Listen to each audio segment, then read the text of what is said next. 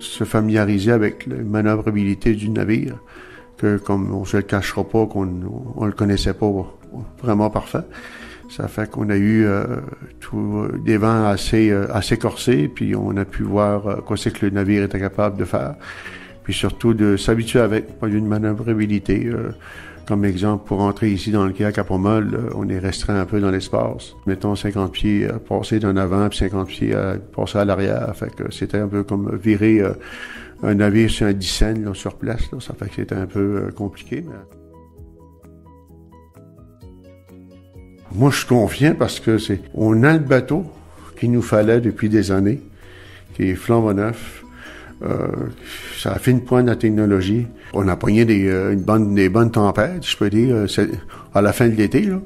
Puis, on a pu voir le bateau, qu'est-ce qu'il pouvait faire, surtout avec du vent de l'ouest, du vent de travers, puis avec les stabilisateurs dessus. Puis, il est stable, il fonctionne très bien. Mon Dieu, moi personnellement, je trouvais qu'il était plus stable que l'ancien Madeleine, là, tu sais, de ce point de vue-là. Surtout qu'il est plus long.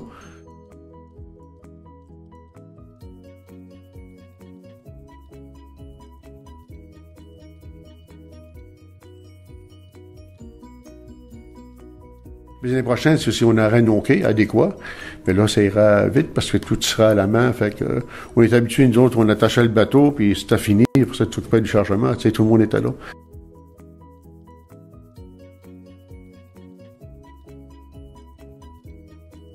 Puis aussi, l'affaire aussi comme la porte d'en arrière qui est très grande, qu'on pourra éventuellement décharger à deux voitures à la fois pour sortir du bateau. Ça fait que ça, avec un accès comme ça sera beaucoup plus efficace pour vider le pont principal, pour donner chance au pont 5, justement, de se faire vider plus vite. Alors, c'est toutes des solutions qu'on envisage, puis il faut avoir les accès, comme je dirais, portuaires adéquats pour ça.